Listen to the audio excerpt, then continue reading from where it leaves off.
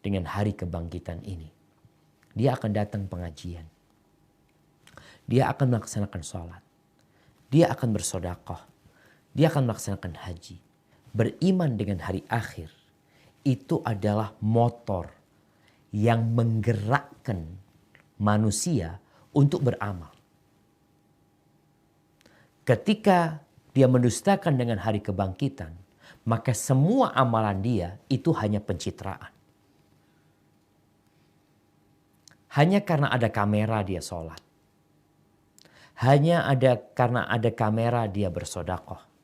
Hanya karena ada kamera dia berhaji. Hanya karena ada kamera dia umroh umpamanya. Hanya karena ada kamera dia buka bersama. Padahal dia nggak puasa. Umpamanya seperti itu. Ada orang-orang yang tidak beriman dengan hari kebangkitan, maka semua amalan dia, mungkin sebagian akan mengatakan, Ustadz kita ngelihat orang-orang kafir, orang-orang gak beriman, tapi Masya Allah Ustadz, baik sama orang, suka membantu orang lain. Bahkan sekali donasi 1 miliar ya, kita melihat katanya ada artis-artis untuk COVID-19 ini 1,4 miliar, 1,3 miliar, macam-macam yang mereka berikan. Kok seakan-akan nggak sesuai dengan yang kita baca. Ketika mereka melakukan kebaikan tanpa beriman dengan hari akhir, lalu apa yang memotivasi dia untuk beramal? Ria. Pamer. Bahasa bagusnya pencitraan. Itu yang dilakukan oleh mereka. Tapi ketika dia beriman, selesai.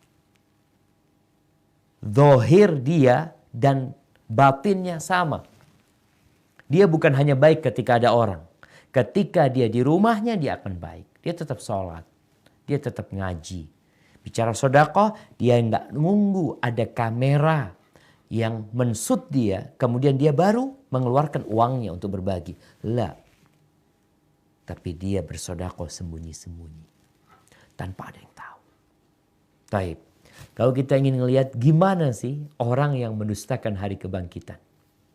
Silakan dibaca. Dan fadzalikal ladzi yad'ul yatim. Itulah orang yang menghardik anak yatim, yakni orang yang berbuat sewenang-wenang atas anak yatim dan menzolimi haknya, tidak memberinya makan serta tidak juga berbuat baik kepadanya. Barakallahu fikum. Jamaah rahimakumullah. Berkaitan dengan anak yatim. Orang tuh kalau berbuat baik kepada orang yang punya keluarga kaya, yang mungkin punya keluarga pejabat, jadi dia masih ada harapan dapat balasan dari orang tuanya, dari kerabatnya, dari keluarganya. Tapi ini orang yatim, anak yatim, nggak punya siapa-siapa, kita bantuin dia. Kita tidak mungkin berbuat baik kepada dia dengan izin Allah Azza wa Jalla kecuali kalau kita berharap keikhlasan.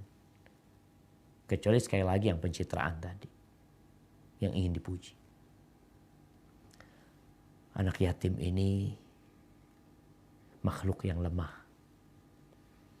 Yang Rasulullah SAW mengatakan, Ana wa kafilul yatim kahatain. Aku bersama orang yang ngurusin anak yatim. Yang peduli sama anak yatim. Yang bukan hanya ngasih makan, tapi memperhatikan mereka. Sandang, pangan, papan, pendidikan.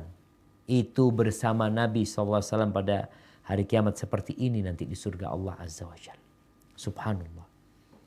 Betapa besarnya, betapa agungnya pahala yang Allah berikan. Dan ketika kita membahas suratul duha, Allah Azza wa Jalla mengatakan tentang Nabi SAW. Alam yajidka yatiman fa'awa. Bukankah engkau dulu anak yatim? Lalu Allah yang menjadikan untukmu tempat. Subhanallah jemaah. Dan Nabi SAW juga ketika menyuruh kita peduli sama anak yatim. Ada sahabat yang mengadukan kerasnya hati mereka. Kata Nabi SAW, imsah ra'sal yatim. Engkau usapin tuh kepalanya anak yatim. Pedulilah sama mereka. Jemaah rahimakumullah. Ada anak yatim yang kaya. Ya. Paman yang lihat, oh nih. Saudaranya meninggal, ninggalkan anak dan dia punya uang banyak. Punya anak laki, habis pamannya nggak dapat warisan. Maka dia pura-pura ngurusin hartanya anak yatim keponakannya. Padahal niatnya makan harta anak yatim. Kata Allah, innal ladzina ya'kuluna amwalal yatama zulman innama ya'kuluna fi butunihim nara wa sayaslawna sa'ira. Sesungguhnya orang-orang yang makan harta anak yatim dengan cara yang zalim, yang mereka makan sejatinya adalah api, dan kelak mereka akan masuk ke dalam api neraka. Taib. Sifat yang pertama, ini orang gak peduli sama orang lain, khususnya anak yatim. Kemudian yang kedua, lanjutkan. Wala yahuddu ala ta'amil miskin.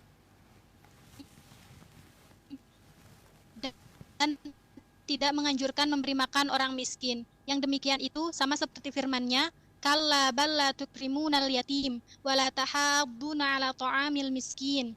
Sekali-kali tidak demikian. Sebenarnya kamu tidak memuliakan anak yatim dan kamu tidak juga saling mengajak memberi makan orang miskin. Quran surat Al-Fajr ayat 17 sampai 18. Yakni orang fakir yang tidak memiliki apapun untuk memenuhi dan mencukupi kebutuhannya. Barakallahu fikum, subhanallah. Anak yatim gak dipeduliin. Berbagi sama orang-orang miskin gak mau. Ini kebangetan. Kecintaan kepada hartanya udah kebangetan.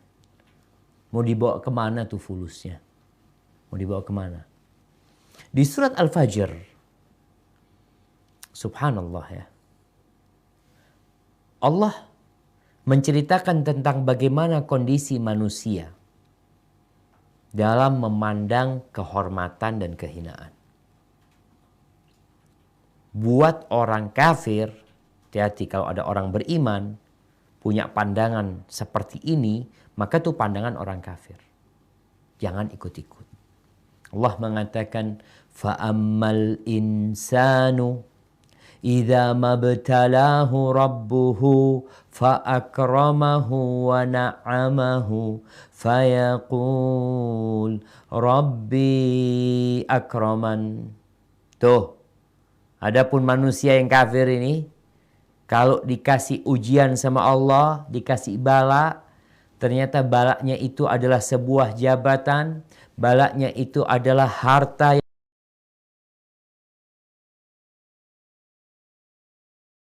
yang banyak buat dia, maka dia lalu mengatakan Rabbi akraman.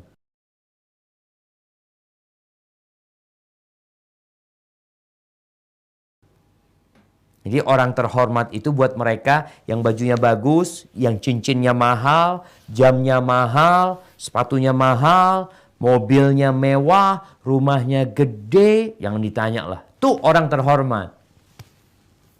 Mulai kita menghargai orang dengan penampilannya. Nih, cara pandang orang kafir. Sebaliknya, wa amma idza mabtalahu faqadara alaihi rizqahu fayaqul rabbi ahanan. Kalau dikasih ujian sama Allah dengan disempitkan rizkinya, dunianya susah. Nggak bisa pakai baju yang bagus, mobilnya Masya Allah biasa-biasa aja, alhamdulillah masih punya mobil. Motor nggak punya, jalan kaki. Mau makan susah, apa kata dia? Rabbi ahanan, Tuhanku menghinakan aku. Subhanallah. Dari mana engkau punya standar Allah memuliakan dan menghinakan dengan harta? Maka kata Allah, kalla, nggak seperti itu. Masalahnya kalian inilah balla tukrimuna al-yatim wa la tahadduna ala ta'amil miskin wa ta'kuluna at-turatha aklan lamma wa tuhibbuna al-mala hubban jamma. Lalu Allah ingatkan kalla idza dukkatil ardu dakkan dakka. Diingatkan dengan hari kebangkitan, hari kebinasaan dunia ini. Ketika harta yang kau kumpulkan semuanya hancur. Mau ngambil manfaat nggak bisa. Sekarang pun kita sudah mulai lihat kebinasaan tersebut. Maka yang nggak beriman dengan hari akhir ini biasanya sifatnya seperti itu. Cinta sama dunia. Dan umat Islam nanti akan ditimpa penyakit ini. Ketika Nabi SAW mengatakan yushiku an tada'a alaikumul umam kama tada'al akalatu ila qas'atiha. Hampir-hampir tuh umat-umat itu mengeroyok kalian. Sebagaimana orang yang sedang akan makan bareng itu saling manggil sohibnya untuk bancaan. Untuk makan bersama. Para sahabat ketika itu mengatakan awa min qillatin nahnu ya Rasulullah. Apakah karena jumlah kita sedikit pada waktu itu wahai Rasulullah? Enggak. Jumlah kalian banyak. Kalian banyak jumlahnya. Walakinnakum ghutha'un ka ghutha'is sail. Tapi kalian seperti buih. Buih banjir. Ada pusaran di sana, putar di sana. Nanti pindah lagi ke kiri, pindah lagi ke kanan. Ikut arus. Muslim nggak boleh ikut arus. Kokoh Muslim. Kasyajaratin thayyibatin asluha thabitun. Wa far'uha fis sama. Dia tetap di sana. Dan dia memberikan manfaat. Ya. Terus Nabi SAW menjelaskan. وَلَا يَنْزِعَنَّ اللَّهُ مِنْ قُلُوبِ عَدُوِّكُمُ الْمَهَابَةَ مِنْكُمْ. Allah akan cabut rasa takut musuh kalian dari diri kalian. Dulu musuh itu takut kepada kalian. Jadi nggak takut. Jadi berani. Jadi semena-mena. Terus wala yaqdhifannallahu fi qulubikumul wahan. Allah akan lemparkan penyakit dalam hati kalian. Apa penyakitnya? Bukan COVID-19. Al-wahan. Yang melemahkan. Apa itu yang melemahkan? Ada yang namanya HIV umpamanya. Itu membuat imunitas jadi hilang, melemah. Semua penyakit masuk. Ini mirip.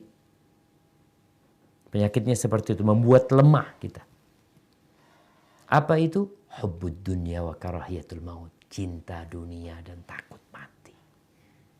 Cinta sama dunia. Takut mati. Terus berburu dunia. Kalau berburu dunia untuk akhirat, tafaddal. Muslim tuh kalau bisa, ya lebih banyak memberikan manfaat kepada orang. Dengan hartanya silahkan. Al-yadul ulya khairul minal yadis sufla. Tangan yang di atas lebih baik daripada yang di bawah. Nah, berusaha engkau untuk kaya. Agar bisa memberi. Tapi bukan untuk bergaya. Bukan, tapi untuk memberi. Barakallahu fikum. Baik. Silakan dilanjutkan. Kemudian dia Jalla wa Jalaluh berfirman, "Fawailul lil musallin alladziina hum an salatihim sahun." Maka kecelakaanlah bagi orang-orang yang salat, yaitu orang-orang yang lalai dari salatnya. Ibnu Abbas dan juga yang lainnya berkata, yakni orang-orang munafik yang mengerjakan salat pada waktu di hadapan banyak orang dan tidak mengerjakannya tatkala dalam kesendirian.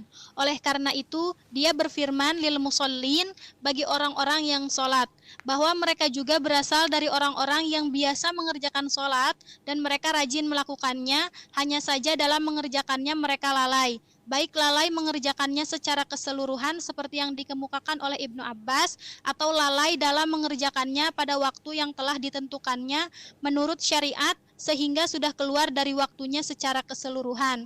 Ini sebagaimana yang dikemukakan oleh Masruq dan oleh Abu Duha. Naam. Barakallahu fikum. Allah mengatakan fawailul lil musallin alladzina hum an salatihim sahun. Celaka buat orang yang sholat. Ada satu kelompok zindik ya. Kelompok yang menyimpang dari agama Muslim. Tapi dia punya pemikiran yang nyeleneh. Biasanya pemikiran yang nyeleneh ini akan mendapatkan dukungan dari orang-orang kafir. Karena sebenarnya pemikiran itu pemikiran kafir. Hanya bungkusnya Islam. Dulu tuh ada yang mengatakan da'il masajida lil ubadi ya'muruha fahayya bina ilal khummari yasqina ma qala rabbuna wailun lil khummarina wa innama qala wailun lil musallina. Dia mengatakan, udah biarin tuh masjid. Untuk orang-orang yang ahli ibadah silahkan memakmurkan. Monggo sholat di masjid. Terus kalian ayo ikut kita ke bar. Minum kita. Minum khamr. Kenapa? Kata dia Allah tuh gak ngomong di Quran. Celaka buat orang-orang yang minum khamr. Tapi yang Allah katakan celaka buat orang-orang yang sholat. Ini ketika seorang belajar agama sepotong-sepotong. Atau mungkin memang dorongan dia adalah untuk merusak agama. Maka disebutkan fawailul lil musallin. Celaka buat orang sholat. Sholat yang seperti apa? Allah sebutkan. Alladzina hum an salatihim sahun. Mereka yang lalai dalam sholatnya. Males sholat. Kalau sama sahib-sahibnya sholat. Sendirian gak sholat. Ada orang yang seperti itu. Ada yang lalai sholatnya. Dia asal-asalan sholat. Gak mikir rukunnya. Syaratnya, wajibnya. Yang penting dia sholat. Ada yang melalaikan dalam urusan waktunya. Ada yang dalam kekhusyuannya. Semua akan mendapatkan kecelakaan. Sesuai dengan kadar kelalaian dia. Karena kelalaian manusia ini beda-beda. Dan Allah Azza wa Jal akan memberikan balasan sesuai dengan kerjaannya. Ada yang sampai keluar waktunya. Ada yang belum keluar tapi hampir keluar. Coba dilanjutkan.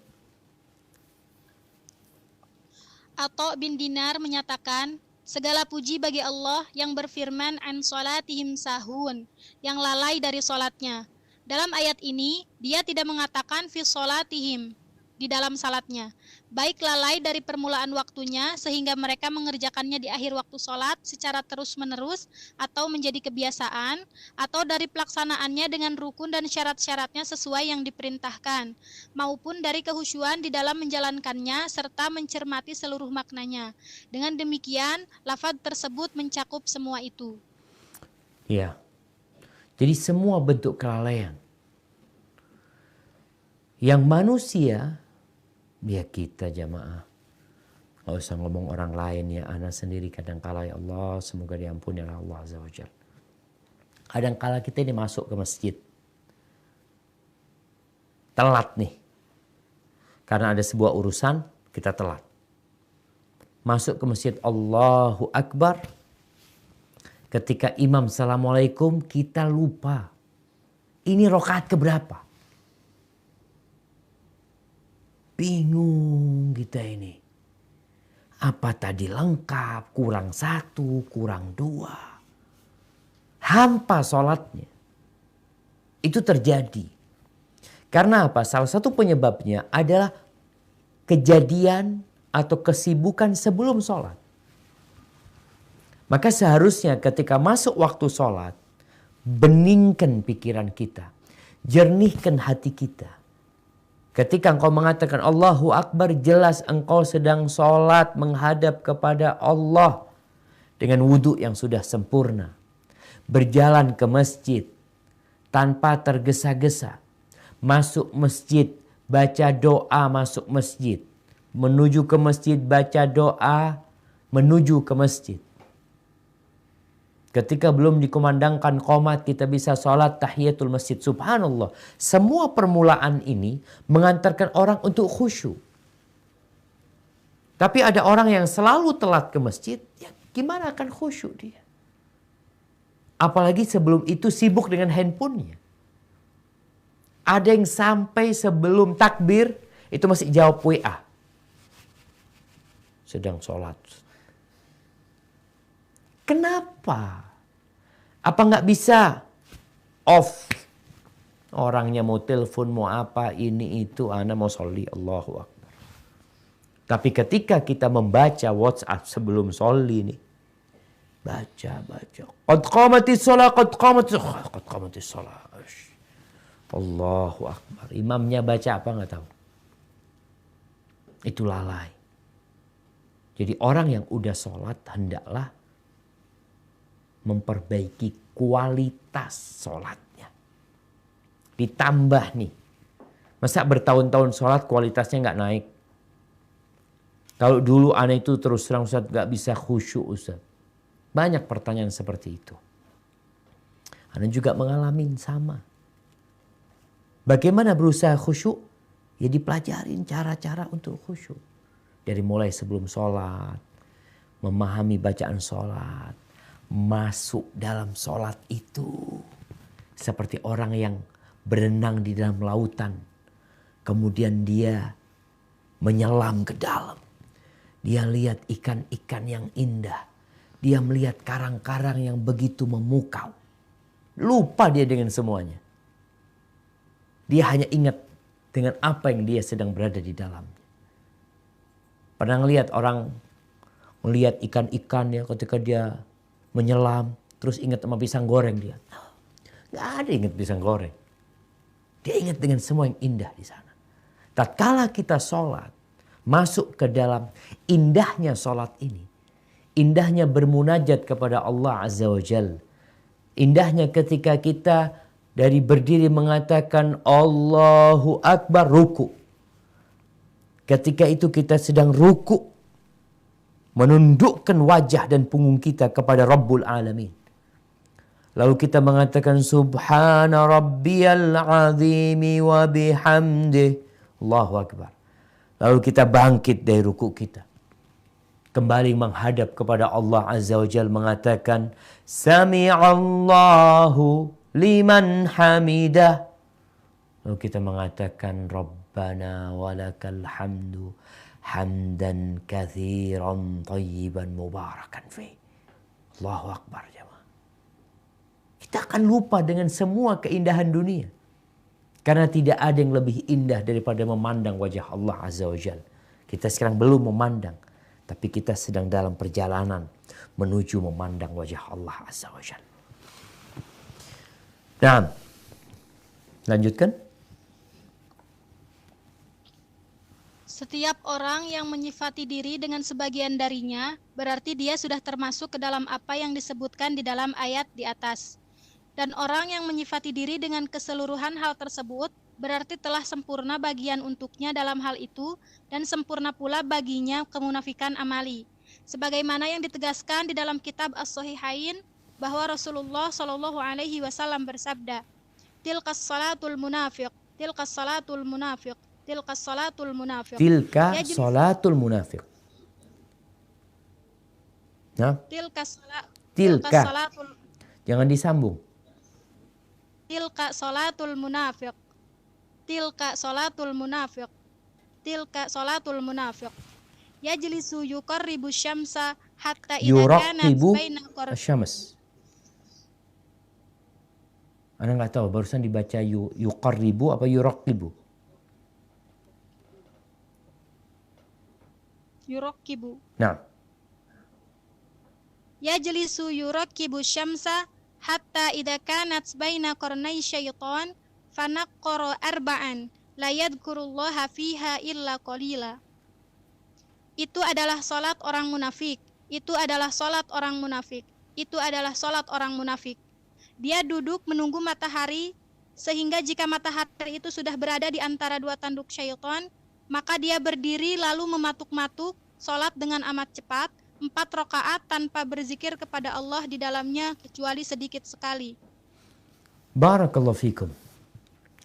Di sini disebutkan tentang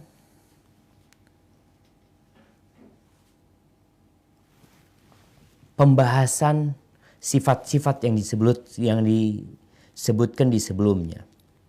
Dikatakan di sini tentang an salatihim sahun, baik lalai dari permulaan waktunya. Ini bicara waktu. Atau dari pelaksanaannya. Ada waktunya, pelaksanaannya dengan rukun-rukun dan syaratnya. Ada orang yang tidak memenuhi. Maupun kekhusyuannya di dalam menjalankannya serta mencermati seluruh maknanya. Jadi sikap orang, kalau ada orang punya sifat di dalam dirinya, sebagian dari sifat-sifat yang disebutkan. Alhamdulillah Ustaz, sholatnya tepat waktu, tapi kadang-kala wudhunya nggak tepat, kadang-kala pelaksanaannya tergesa-gesa. Tapi ada orang yang semua sifat ini terkumpul di dirinya. Maka disebutkan telah sempurna pada dirinya kemunafikan amal. Ya udah engkau munafik. Ketika semua sifat itu ada pada dirimu. Secara amalia. Kita tahu munafik ini ada 2. Nifaq. Ada an-nifaq al-i'tiqadi, ada an-nifaq al-amali. An-nifaq al-i'tiqadi, nifaq secara keyakinan adalah menampakkan Islam dan menyembunyikan kekufuran. Itu keyakinan orang ini munafik loh. Di masa Nabi SAW ada orang-orang yang seperti ini. Secara keyakinan dia kafir. Tapi sholat. Di belakang Nabi SAW. Iya. Ikut perang. Ada yang seperti itu. Yang kedua ada munafik amali. Secara akidah dia muslim. Dia yakin dengan Islam. Dan dia tidak menyembunyikan kekufuran. Tapi perbuatannya perbuatan munafik. Bagaimana kondisi orang tersebut? Dikatakan munafik amali. Ya tergantung. Kalau tadi dikatakan dari mulai waktu sholat nggak beraturan. Kemudian pelaksanaannya tergesa-gesa. Nggak khusyuk. Tidak memaknai. Syarat dan wajibnya nggak terpenuhin. Kadang-kala sholat ya nggak ada niatan untuk sholat. Jadi ada orang munafik amali, keyakinannya muslim. Di sini Nabi SAW menjelaskan ketika menyebutkan sholatnya orang munafik gimana sih? Orang munafik itu nunggu waktu habis. Kalau di sini contohnya nunggu tenggelamnya matahari. Itu kalau sholat asar. Kalau bicara sholat duhur, dia tunggu sampai mau masuk waktu asar. Sholat subuh, sholatnya nunggu matahari mau terbit. Artinya sholatnya itu ditunda-tunda oleh dia. Ketika sholat asar, Nabi SAW menyebutkan orang ini habis adzan asar nggak langsung sholat. Masih ngerjakan ini, ngerjakan itu. Mungkin dia masih main bola ketika matahari mau terbit. Sudah mataharinya mau terbit nih. Di antara 2 tanduk setan. Karena setan memang suka disembah dia. Dia ingin orang-orang menyembah matahari tadi. Ketika sudah sampai sana. Nih orang langsung sujud. Sholatnya mematuk-matuk 4 rakaat. La yadhkurullaha fiha illa qalilan. Zikirnya sedikit. Bacaannya pendek-pendek. Zikir dia. Jadi kalau ada orang sholat cepat-cepat, hati-hati. Engkau nanti masuk seperti sholatnya orang munafik yang tidak mengingat Allah di dalam sholatnya kecuali sedikit. Yang penting gerakan sholat buat dia. Ada berdiri, ada ruku, ada i'tidal, ada sujud, ada duduk, ada sujud lagi, berdiri lagi, udah.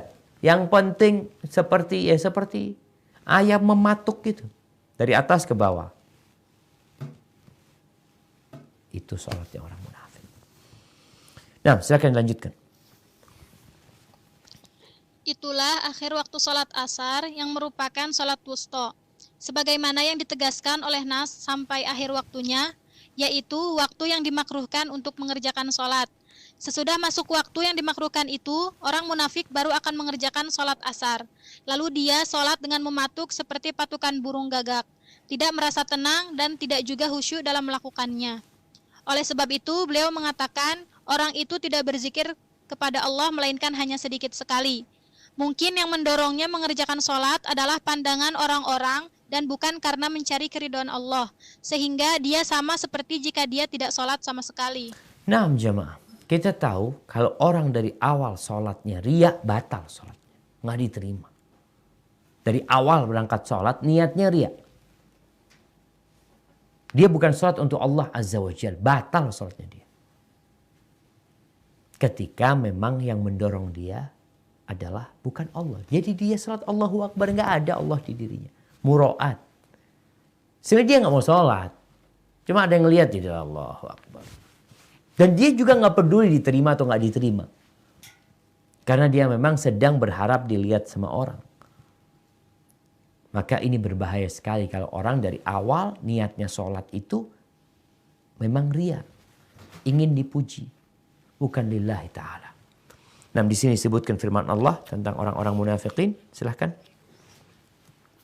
Allah Azza wa Jal berfirman, Innal munafiqina yukhadi'una Allah wa huwa khadi'uhum wa idha qamu ila salati qamu kusala yura'una an-nasa wa la yadhkuruna Allah illa qalila. Sesungguhnya orang-orang munafik itu menipu Allah dan Allah akan membalas tipuan mereka. Dan apabila mereka berdiri untuk sholat, mereka berdiri dengan malas. Mereka bermaksud riya dengan sholat di hadapan manusia. Dan tidaklah mereka menyebut nama Allah kecuali sedikit sekali. Quran Surat An-Nisa ayat 142. Nah, lanjutkan. Sedangkan di sini Allah berfirman, Alladzina hum yura'un, orang-orang yang berbuat riya. Barakallahu fikum. Kita tahu syarat diterimanya amal itu dua. Yang pertama ikhlas lillahi ta'ala. Yang kedua sesuai dengan aturan. Di sini dijelaskan orang-orang yang sholat namun celaka. Ternyata dua syarat ini tidak terpenuhi. Satu syarat saja nggak terpenuhi, nggak diterima. Apalagi dua-duanya. Bicara sahun, alladzina hum an salatihim sahun, ini berbicara tentang aturan sholat itu sendiri yang tidak terpenuhi. Ya kita semua tahulah, ada barang-barang reject, ada barang-barang yang nggak diterima oleh pabrik, ada yang kemudian dibuang, ada yang kemudian masih dimanfaatkan oleh orang-orang. Kenapa barang itu reject? Karena jahitannya kurang pas. Baju nih, kita bicara baju. Baik jahitannya kurang pas atau tidak sesuai dengan standar yang dipinta. Bajunya kekecilan, ukurannya kebesaran, apa aja. Karena sholat itu, karena ibadah itu harus sesuai dengan aturan. Kalau kita bikin rumah buat orang itu sudah punya gambarnya. Kita suruh bikin, lalu kita modifikasi, bikin ini, itu, macam-macam. Orangnya kadang-kala marah, bongkar. Bikin sesuai dengan yang seperti itu. Iya. Bagaimana dengan ibadah kepada Allah Azza wa Jal. Yang pada hakikatnya kita tidak tahu cara mendekatkan diri kepada Allah Jalla Jalaluh. Kecuali ketika Allah memberitahu kita. Kita udah dikasih tahu nih. Sholat tuh seperti ini. Sholat duhur tuh 4 rakaat. Laksanakan 4 rakaat. Sholat subuh itu dari terbitnya fajar waktunya sampai terbitnya matahari. Laksanakan di waktu itu. Jangan sampai keluar waktunya. Ini kalau bicara standar yang pertama. Yaitu berkaitan dengan sesuai dengan tuntunan. Yang kedua ikhlas. Tidak berharap kecuali wajah Allah Azza wa Jalla. Maka di sini disebutkan sebuah ayat bagaimana orang-orang munafik. Yukhadi'un Allah. Mereka mau nipu Allah. Padahal mereka yang tertipu sendiri dengan Allah Azza wa Jalla. Mereka sholat. Kalau melaksanakan sholat, kusala, males-malesan. Berat kali, males. Suruh sholat tuh males. Terpaksa kadang kala dia sholat. Dan gak enak orang dipaksa sholat. Udah seperti itu, orang kalau sudah malas sholatnya, angkat tangannya mungkin. Allah Akbar. Allah Akbar. Rukuk sujudnya, rukuknya separuh. Artinya dia gak sempurna rukuknya. Ketika sujud, nempel kepalanya langsung duduk. Seperti itu. Dan tidak mengingat Allah kecuali sedikit. Itu di surat An-Nisa. Dan di sini Allah sebutkan, kalau di sana jelas-jelas Allah mengatakan innal munafiqin. Sesungguhnya orang-orang munafik. Di ayat ini Allah tidak menyebutkan orang-orang munafik. Allah menyebutkan sifat. Mereka riya dalam salatnya. Na'udzubillah min dzalik. Nah, silakan dilanjutkan. At-Tabrani menukilkan dari Ibnu Abbas radhiyallahu anhuma dari Nabi sallallahu alaihi wasallam. Beliau bersabda, "Inna fi jahannama lawadiyan, nasta'idu jahannamu min dzalikal wadi fi kulli yawmin 400 marrah. Wa'idda dzalikal wadi lil mura'in min ummati Muhammadin sallallahu alaihi wasallam li hamili kitabillah walil musaddiqi fi ghairi datillah walil hajj ila baitillahi wali kharijin fi sabilillah." Sesungguhnya di neraka jahanam itu terdapat satu lembah, di mana jahanam itu selalu berlindung dari lembah tersebut setiap hari 400 kali. Lembah tersebut disediakan untuk orang-orang yang riya dari umat Muhammad sallallahu alaihi wasallam, untuk orang yang membawa kitabullah dan orang yang bersedekah bukan karena Allah, dan juga bagi orang yang beribadah haji ke Baitullah serta bagi orang yang keluar di jalan Allah. Barakallahu fikum nih. Nabi SAW mengatakan, Inna akhwafa ma akhafu alaikum asyirkul khafi. Yang aku paling takutkan atas umatku ini adalah syirik yang tersembunyi. Di mana seorang menampakkan yang dia beribadah, kemudian dia memperbaiki ibadahnya bukan karena Allah Azza wa Jal, atau ada yang dari awal memang gak niat buat Allah Azza wa Jal. Di sini hadis yang seharusnya kita renungkan bersama. Di Jahannam ada sebuah lembah. Yang neraka Jahannam itu berlindung dari lembah. Neraka takut dengan panasnya itu lembah. Untuk siapa lembah tersebut? Ternyata untuk orang-orang yang riya dari umatnya Nabi Muhammad SAW.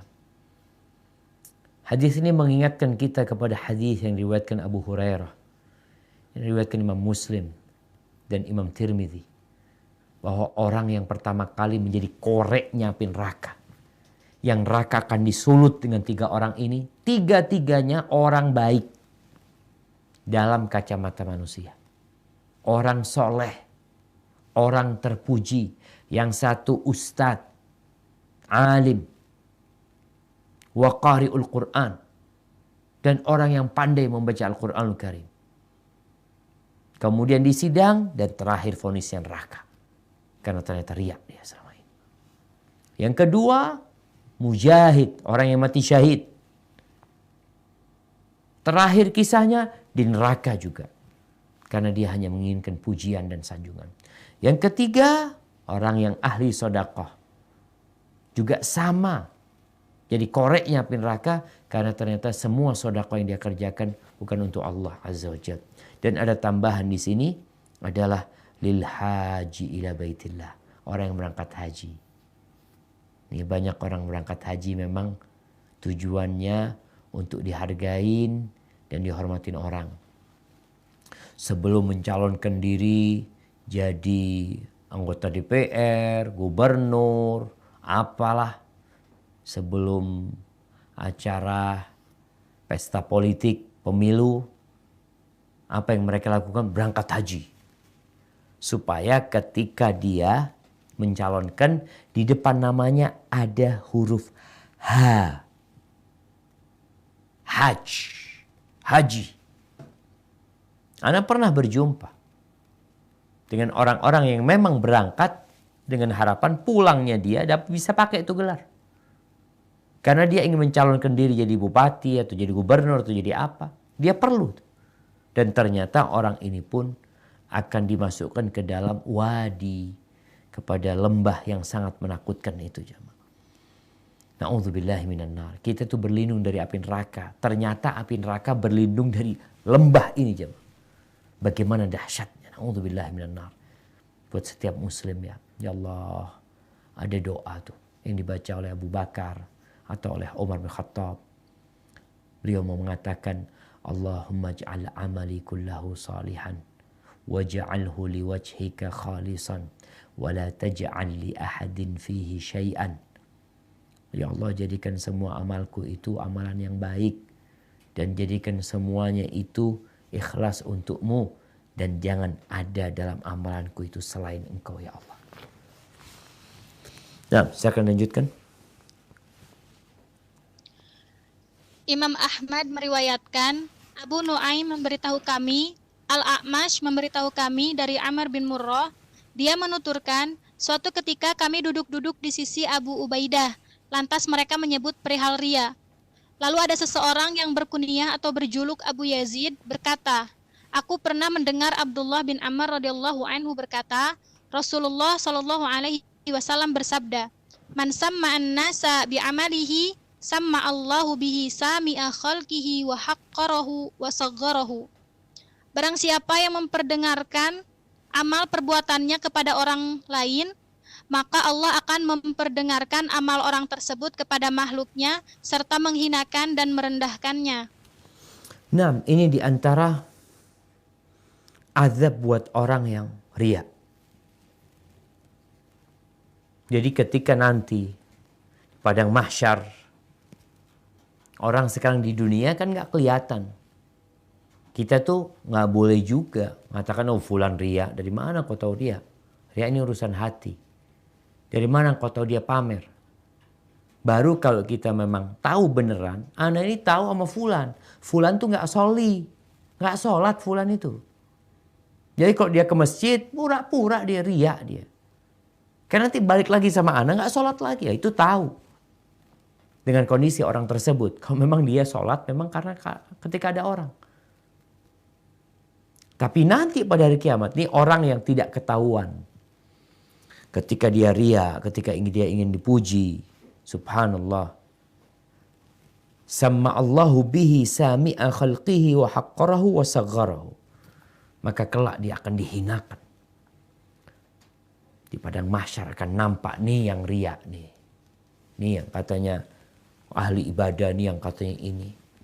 Di dunia pun mereka akan mendapatkan hasil kerjaan mereka. Allah akan menghinakan dia. Apalagi dia menggunakan nama Allah, ayat-ayat Allah, ibadah kepada Allah, sarana untuk menaikkan dirinya di pandangan manusia. Ini terjadi kadang-kadang seperti ini. Na'udzubillah min dzalik. Nah, lanjutkan. Dan juga diriwayatkan dari Gundar dan Yahya Al-Qattan, dari Syu'bah, dari Amr bin Murrah, dari seseorang, dari Abdullah bin Amr, dari Rasulullah Shallallahu Alaihi Wasallam, dan apa yang berkaitan dengan firman Allah, alladzina hum yura'un, orang-orang yang berbuat ria, bahwa barang siapa yang mengerjakan suatu amalan karena Allah Tabaraka wa Ta'ala, lalu orang-orang melihatnya, kemudian dia merasa kagum atau gembira terhadap amalnya tadi, maka yang demikian itu tidak termasuk ria. Yang menjadi dalil pernyataan tersebut ialah apa yang diriwayatkan oleh Abu Ya'la dari Abu Hurairah radhiyallahu an. Dia mengatakan bahwasanya ada seseorang yang berkata, wahai Rasulullah, ada seseorang yang mengerjakan suatu amalan secara sembunyi-sembunyi, dan jika ada orang lain melihatnya, maka orang tersebut pun merasa terkagum olehnya. Lebih lanjut, dia bercerita, Rasulullah Shallallahu Alaihi Wasallam bersabda, baginya dua pahala, pahala sembunyi-sembunyi dan pahala terang-terangan. Diriwayatkan pula oleh At-Tirmidzi, kemudian dia mengatakan gharib. Barakallahu fikum. Ya, ini.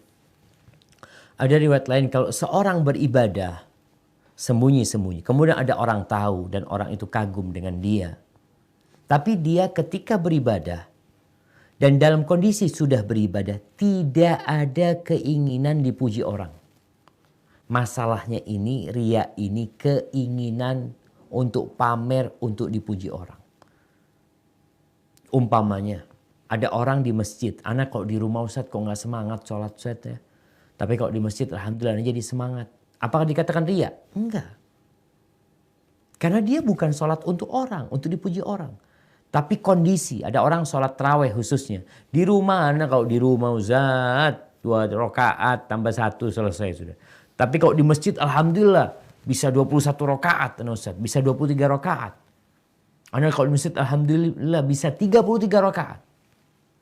Apakah dikatakan riya buat dia? Enggak. Jadi ketika seorang itu tidak punya niatan untuk dipuji orang, maka nggak ada masalah.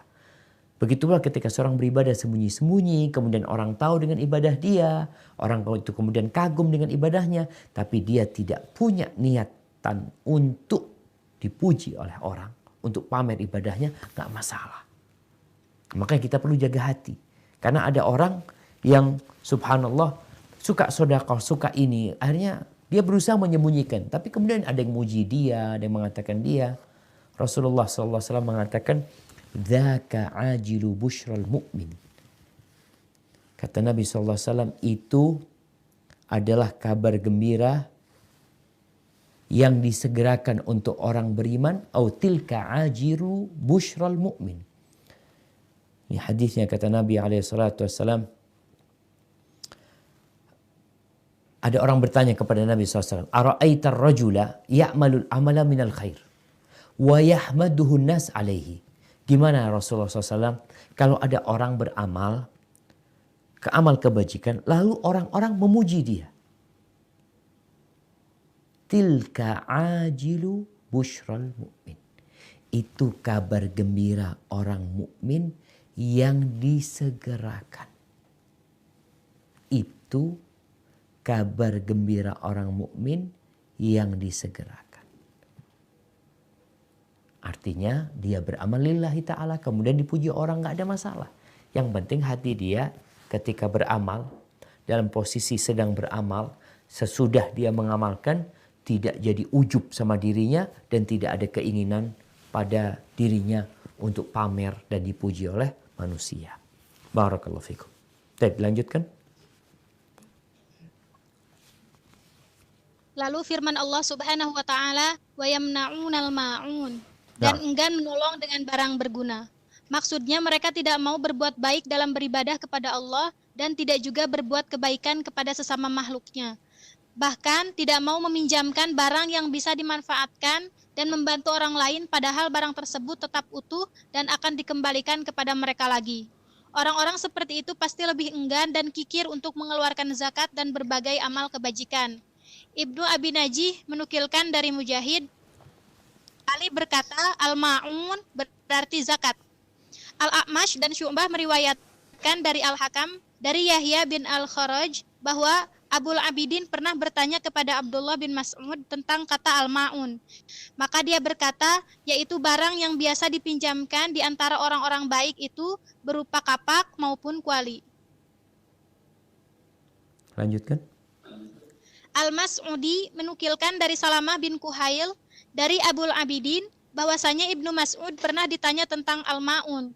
Maka dia menjawab, yaitu barang yang biasa diberikan antar sesama manusia, baik itu berupa kapak, kuali, ember, dan yang semisalnya. Lanjut. Ibnu Jarir juga berkata, kami para sahabat Muhammad SAW pernah berbicara bahwa al-ma'un adalah ember, kapak, dan kuali yang merupakan barang-barang yang selalu dibutuhkan. Barakallahu fikum. Taib, intinya al-ma'un ini adalah barang-barang yang bermanfaat, yang dapat dipinjamkan kepada orang, tapi barang itu tetap utuh, nggak berkurang. Contohnya, banyak contoh di sini. Kuali, panci, Masya Allah. Mungkin sekarang udah jarang yang pinjem panci sama kita, jemaah. Tapi subhanallah ketika kita mahasiswa di Madinah, kita tuh memiliki perabotan rumah yang sangat minimal, sesuai dengan kebutuhan kita. Dulu ada kawan yang beli panci besar sekali, besar dia beli panci. Padahal anaknya cuma 2 mungkin di waktu itu. Ketika kita tanya, antum buat apa beli itu? Kata dia, untuk dipinjamkan. Mungkin tetangga perlu, mereka punya acara, bisa pakai nih panci. Masya Allah. Dan ternyata orang-orang yang mendustakan hari kebangkitan, dia nggak baik sama manusia. Dengan Allah dia nggak baik, hubungan hablum minanas juga nggak baik. Masa cuma ember engkau nggak pinjemin dia? Maka sekarang kita perlu lebih perhatian sama tetangga kita. Ada orang yang lebih baik lagi. Dia punya motor mau dipinjem tafadhol. Dia punya mobil mau dipinjem tafadhol. Maka hendaklah kita menghindarin diri. Jangan sampai kita udah riya, udah asal-asalan sholatnya, pelit lagi, bakhil. Masya Allah, ini ada yang bunyi jamaah. Ana lupa nggak matikan. Bentar.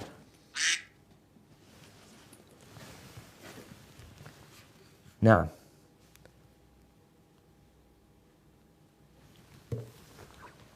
Wa yamna'unal ma'un. Jadi intinya ma'un itu di sini disebutkan seperti kapa, ember itu barang-barang yang bermanfaat yang sejatinya tidak berkurang kalau dipinjam sama orang.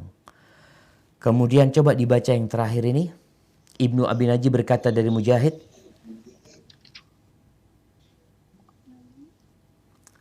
Di halaman terakhir, di alinea terakhir. Ibnu Jarir juga berkata, kami Yang para sahabat terakhir. Muhammad sallallahu Ibnu Abi Najih. Ibnu Abi Najih berkata dari Mujahid, dari Abdullah bin Abbas radhiyallahu anhuma, wa yamna'unal ma'un, dan enggan menolong dengan barang berguna, yakni barang-barang perabotan rumah tangga. Demikian pula yang telah dikemukakan oleh Mujahid. Ikrimah berkata, kepala atau bagian paling tinggi dari al-ma'un adalah zakat, dan bagian paling bawahnya saringan, ember, dan jarum. Dan diriwayatkan oleh Ibnu Abi Hatim, perkataan Ikrimah ini adalah baik karena mencakup semua pendapat yang ada dan semuanya kembali pada satu hal, yaitu keengganan memberikan pertolongan dalam bentuk harta maupun barang bermanfaat. Barakallahu fikum. Jadi hablum minallahnya buruk, sholatnya riya, waktunya ya terserah dia, semau dia, kemudian sama orang juga nggak baik sama orang itu. Ini yang nanti akan menjadi orang-orang sholat tapi celaka. Jadi kalau antum sholat, ibadahnya baik. Tapi sama tetangga nggak baik, hati-hati. Takut masuk fawailul lil musallin. Ketika Nabi SAW ditanya tentang seorang perempuan yang sholat malam, yang puasa sunnah, yang rajin sedekah, tapi ngomongnya pedes sama orang lain. Kata Nabi SAW, hiya finnar, di neraka tempatnya itu. Maka hendaklah kita menjaga hubungan baik dengan tetangga kita, hubungan baik kita dengan Allah Azza wa Jal. Khususnya ya di masa-masa sulit seperti ini. Dan sepanjang tahun, sepanjang masa, kita harus tetap jadi orang baik. Barakallahu fikum. Nah, silahkan kalau ada yang ingin ditanyakan. Masih ada waktu 10 menit. Ustaz. Assalamualaikum Ustaz. Waalaikumsalam warahmatullahi wabarakatuh. Ustadz, mengenai anak yatim, kan banyak orang pengen menolong ya Ustadz anak yatim, tapi karena ada yang kaya dan dilihat dari usia juga Ustadz, itu seperti apa yang berhak anak yatim yang berhak untuk menerima bantuan kita Ustadz? Nah, kalau bicara anak yatim, yang jelas kriteria anak yatim itu anak yang tinggal mati oleh ayahnya dalam kondisi dia belum balik. Kepedulian kita kepada anak yatim tergantung kondisinya. Ketika dia anak orang kaya, berarti dia punya harta. Mungkin yang diperlukan adalah perhatian. Karena harta nggak cukup. Dia bukan nggak cukup, artinya tidak terlalu dia perlukan untuk anak-anak. Dia makan alhamdulillah, pakaian alhamdulillah, pendidikan alhamdulillah, tapi dia perlu perhatian. Maka yang bisa kita lakukan adalah memberikan perhatian kepada mereka. Ada anak yatim yang ikut kita, orang tuanya kaya. Kita biasa-biasa aja. Maka boleh uangnya anak yatim itu, ya tetap dia makan dari uang anak yatim itu tersendiri. Pendidikan semua adalah dari uang yang dia miliki. Tugas kita bagaimana menjaga uang itu supaya tidak habis. Kalau bisa uangnya diputar, diinvestasikan sehingga itu lebih baik. Jadi kepedulian kita kepada anak yatim itu tergantung kondisi mereka. Karena kondisi mereka berbeda-beda. Hadza wallahu a'lam bishawab. Atau tadi terakhir pertanyaannya tentang apa yang kita kerjakan sama anak yatim? Ya, iya Ustadz, maksudnya itu ya apa yang anak yatim seperti apa yang berhak menerima Ustadz? Nah, kalau bicara anak yatim yang berhak menerima tadi. Jadi kalau anak yatim yang kaya, ya dia nggak perlu uang. Dia perlu perhatian. Dia perlu kasih sayang. Karena dia kehilangan ayahnya. Tapi ada anak yatim yang mungkin uangnya nggak banyak. Maka bagaimana uangnya kita simpan biar wallahu alam bishawab. Nah. Bagaimana jika anak yatim itu sudah balik dan secara materi memang dia tidak punya Ustadz, dan baliknya juga masih di bawah SMA gitu Ustadz, masih belum. Kalau udah balik bukan anak yatim, artinya sekarang dia masuk kepada bagian yang lainnya. Dia yatim udah tidak, tapi dia miskin. Kalau dikatakan tadi dia belum mampu, maka kita membantu dia bukan karena yatimnya. Iya, dulu dia yatim. Sekarang dia alhamdulillah udah dewasa, udah bisa kerja mungkin, atau bisa usaha. Ya, kalau kita lihat sekarang nih, Mak ya. Dulu Nabi SAW, dia umur belasan, itu udah ngembala kambing. Bukan belasan, masih kecil beliau. Di bawah 10 tahun udah ngembala kambing SAW. Beliau anak yatim. Jadi ada yang kita lakukan kepada anak yatim ini. Selain kita, kalau udah dewasa tadi dia udah bukan yatim. Bagaimana kita memberikan keterampilan kepada dia agar dia bisa berusaha. Kita kasih pendidikan kepada dia sehingga dia bisa mandiri nantinya. Perhatian dan kasih sayang, ya mungkin ada yang masih perlu. Tapi ada yang sudah nggak perlu. Makanya kita lihatlah anak-anak pondok ini yang umur 12 tahun. Tapi sekarang ada berapa anak di Balansia ini? 16 Ustadz. Tuh 16 anak. Mungkin sebagian nggak kangen sama ibunya. Kalau yang udah balik, udah nggak kangen sama ibunya. Dia lebih bahagia bersama sahib-sahibnya daripada sama orang tuanya. Kadang kalau liburan ketemu sama abah ibunya 1-2 jam, habis gitu kepingin ketemu siapa? Kawan-kawannya, sahib-sahibnya. Jadi anak yatim itu sampai balik. Setelah balik sudah bukan yatim. Sehingga dia masuk kategori lainnya. Tadi bisa jadi dia miskin, bisa jadi dia fakir, atau kategori yang lainnya yang kita tetap harus peduli dengan mereka. Hadza wallahu a'lam bishawab. Assalamualaikum warahmatullahi wabarakatuh, Ustaz. Waalaikumsalam warahmatullahi wabarakatuh. Ini terkait dengan ria, Ustaz. Misalkan seseorang itu terbiasa untuk sholat duha. Nah, suatu waktu datang tamu ke rumahnya. Sehingga dia membatalkan atau mengurungkan niat dia untuk sholat duha. Bagaimana hukumnya, Ustaz? Nah, berkaitan dengan kebiasaan orang sholat, seharusnya tetap dia kerjakan. Walaupun ada tamu. Di dalam hadis yang diriwayatkan Imam Bukhari dalam Adabul Mufrad, itu ada ucapan Ibnu Abbas radhiyallahu taala anhu tentang orang ketika hadir membesuk orang sakit. Dan dia punya kebiasaan umpamanya sholat duha. Kemudian dia sedang berada di tempat orang sakit tersebut, membesuk orang sakit tersebut. Seharusnya dia tetap laksanakan tuh sholat duhanya. Walaupun di rumah orang, tinggal minta izin. Mengatakan, afwan, ana mau sholat duha. Yang terpenting dari semua itu adalah hati. Jadi antum jaga hati antum. Jadi bukan antum. Kalau kiranya kita ngerjakan itu untuk ria, jelas. Kita nggak pernah sholat duha di rumah.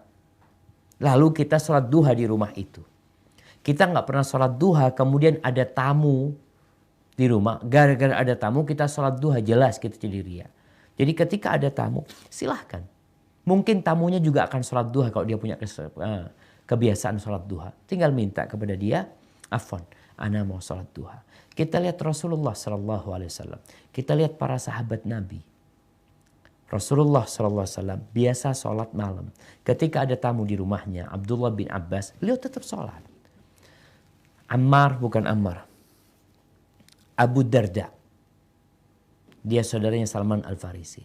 Ketika datang Salman Al-Farisi ke rumahnya, Abu Darda tetap sholat malam. Jadi kita ini harus pandai-pandai manage hati kita. Kalau kita memang sholat lillahi ta'ala, kebiasaan kita sholat, insya Allah mau dilihat 1000 orang, kita tetap sholat. Orang mau ngomong apa, Anda nggak ada urusan sama antum. Maka tetap buat orang tersebut jangan tinggalkan sholat duhanya. Tetap dia sholat duha kalau itu sudah menjadi kebiasaan dia. Barakallahu fikum. Assalamualaikum Ustadz. Waalaikumsalam Ini terkait warahmatullahi wabarakatuh. Ini terkait 3 orang yang terjebak di gua. Kemudian untuk keluar dari situ, mereka berwasilah dengan kebaikan yang sudah mereka lakukan. Mereka meminta pertolongan Allah atau bertawasul dengan kebaikan mereka. Pertanyaannya Ustadz, apakah pahalanya masih ada atau sudah tertukar? Barakallahu fikum. Nah, kalau bicara pahalanya, apakah sudah terbalaskan? Artinya Allah nggak ngasih pahala mereka lagi karena mereka sudah dihilangkan dari musibah yang menimpa mereka. Ketahuilah bahwa ketika seorang beramal itu, ada orang beramal lillahi ta'ala. Ada orang beramal lillahi ta'ala dan berharap pahala dunia. Ada orang beramal tidak berharap pahala akhirat, dia cuma minta pahala dunia. Orang yang beramal ikhlas lillahi ta'ala, tapi dia meminta balasan di dunia, dia nggak akan dapat pahala apa-apa nanti di akhirat. Karena ketika dia beramal, dia minta balasan dunia. Orang sodakoh lillahi ta'ala, tapi dia minta kesembuhan. Maka dia nggak dapat apa-apa nanti di akhirat. Fala syai'a lahu. Ini insya Allah penjelasan Syekh Sa'ad Asy-Syadzili. Mudah-mudahan Anda nggak salah. Bahwasanya ketika seorang beramal ikhlas lillahi ta'ala, tapi minta balasan di dunia, maka dikasih balasan di dunia. Fala syai'a lahu, dia nggak dapat apa-apa nantinya. Karena dia minta di dunia. Ketika orang beramal, dia mengharapkan, ini urusannya semua yang ikhlas ya. Ketika dia beramal untuk minta pahala di akhirat dan minta pahala di dunia, maka nggak sempurna yang dia dapat di akhirat karena udah dapat balasan.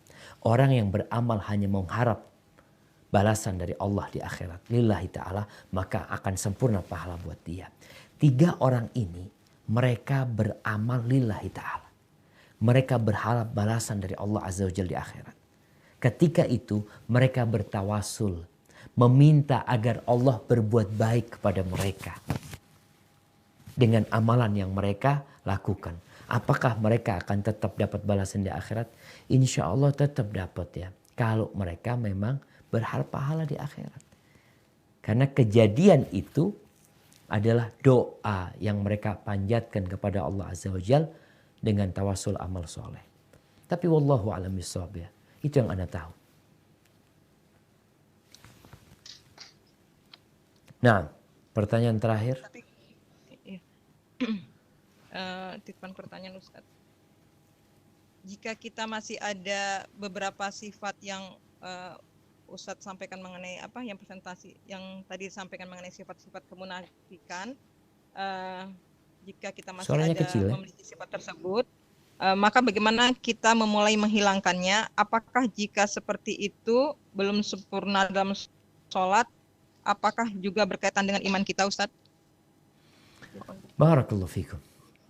Nah, jadi kalau bicara sifat al-musallin yang sahun, selama ada sebagian sahun dan yura'un itu, kalau sebagiannya ada pada diri kita, berarti ada sebagian sifat-sifat munafikin. Kalau semuanya, ya munafik amali, sempurna kemunafikan dia. Tugas kita gimana sekarang?